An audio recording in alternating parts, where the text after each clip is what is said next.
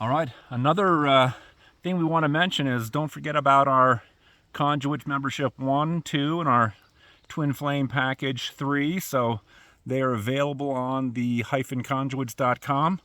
We're going to be excited to get these group calls going. We've got more packages and services coming pretty soon. So Yep. we're coming off our hike. Looking forward to seeing you guys on the channel. Take care. See ya. Hey everybody, we are up in the beautiful Rocky Mountains today. I hope you guys are all having a great week. We have a really fun story for you today, and I am here with Scott Brent and Cassius. Scott Brent is the same person. Yes, middle names. I go by both. Are we wearing the same shirt? We are I wearing just noticed almost... that on camera. It's like, what happened there? We're twinsies today. Okay. All right, same hat, same shirt. Oh my goodness, that's ridiculous. Okay, well. That's the nice fire that we have going, Yeah. and the beautiful Rocky Mountains up here. It's really nice. There's still a tiny bit of snow back there, if you guys can see it. But anyway, we hope you enjoy the story today, and we will see you guys on the other side to discuss it a little bit. See ya. There was a small village by the river. Everyone lived happily and offered regular prayers at the village temple. Once, during the monsoon season, it rained heavily. The river started overflowing and flood entered the village. Everyone started to evacuate their homes and set out to go to the safe place. One man ran up to the temple. He quickly went into the priest's room and told them, "The flood water has entered our homes and it's rising quickly. Waters also started to enter the temple. We must leave the village. In no time it's going to sink under the water. Everyone is set out to go to the safe place, and you must come along."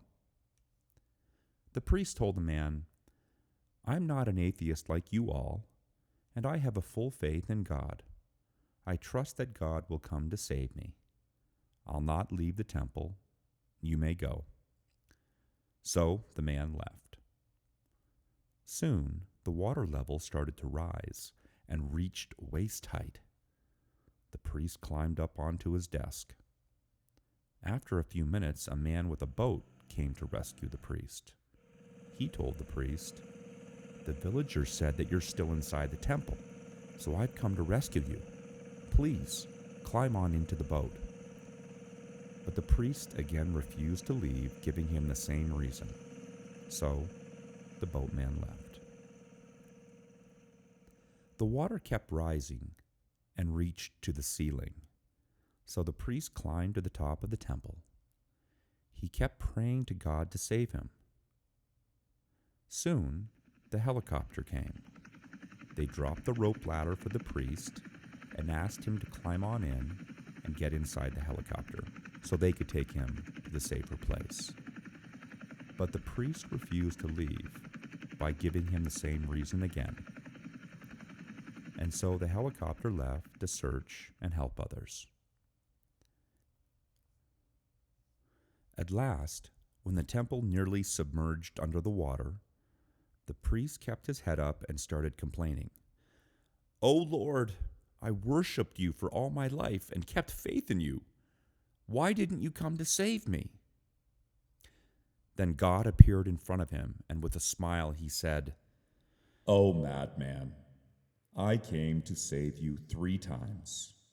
I came running to ask you to leave for the safest place with the other villagers. I came with a boat. I came with a helicopter. Yet you did not recognize me." The priest realized his mistake and asked for forgiveness. He got his chance to go to the safe place one more time, which he gladly accepted.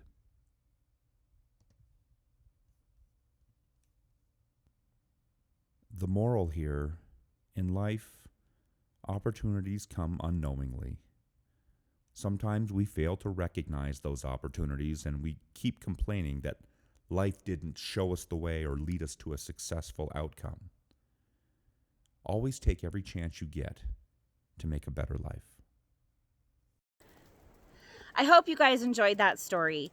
To me, this story has such a great way of explaining a perspective on how I see law of attraction. Law of attraction is something that we know that, we want to attract something to us. We have to visualize or create vision boards, spend time meditating on it, and believe and have faith that something can show up in our life. But when you watch a lot of the law of attraction videos that are available to us on the internet, one of the things that they kind of fail to mention sometimes is the fact that action is a big part of creating and manifesting something that you want. So in this story, they talk a little bit about how this priest was wanting a certain scenario, and he had faith and he believed that God would save him, but he wasn't able to see all of the opportunities that God was presenting to him in order to help him manifest the experience that he wanted, which was to be saved. And so I see all the time people talking about, well, I've been, visualizing this, and I've been creating vision boards for that, and I've been spending a lot of time meditating, but things are just not showing up in my life. So one of the things that I've liked to say to people before is, well, if you just kind of sit on your sofa and keep visualizing something, you might miss the knock at the door where someone's showing up to give you the opportunity to manifest what it is that you're looking for. So if you want $1 million and you don't answer the door, the person that was trying to give it to you might move on and go somewhere else. So if you're trying to manifest a job, if you're trying to manifest a relationship, if you're trying to manifest, a different type of lifestyle or to have more money, make sure that you're really paying attention and looking at the opportunities that are being sent your way, and so that you're not overlooking them and then continuously being in that perpetual state of, I'll be happy when. So is there anything you would want to add to this? Just think that being observant and not necessarily pigeonholing yourself into the signs that you deem to be obvious. There are other things out there if you can open your mind and your heart and your consciousness to it.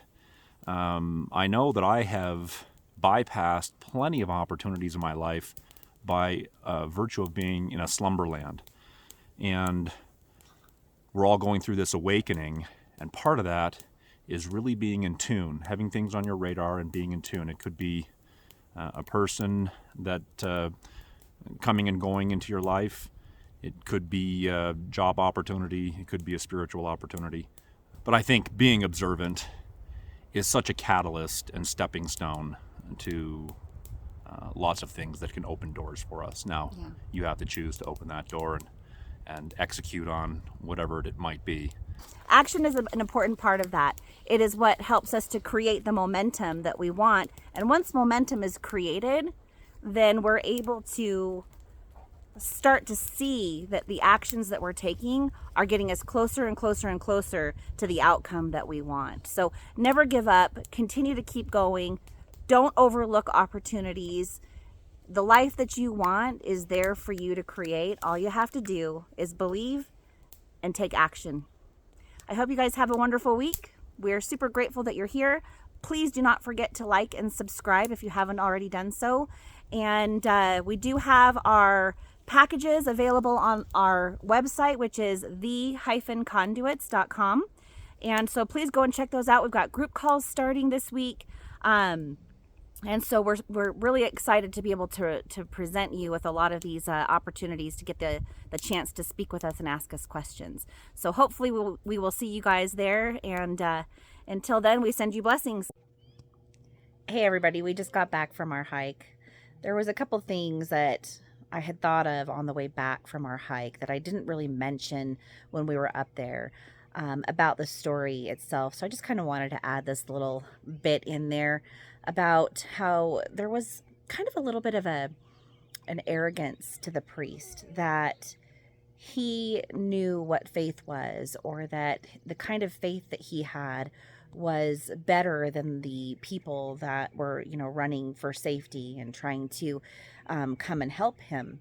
So he kept turning down the help that was being offered. And so sometimes I think we can be a little bit prideful in how we're looking at things, and that can actually like cause us to not really have an ability to be able to see things with clarity, which is another reason why, you know, the foundation of our spiritual journeys is so incredibly important, because it starts with presence and knowing ourselves and really being able to look at ourselves to see, you know, what are the things that are holding me back? What are the patterns that I have that I'm carrying around subconsciously that are causing me to act in ways that are actually stopping me from being able to manifest the life of my dreams?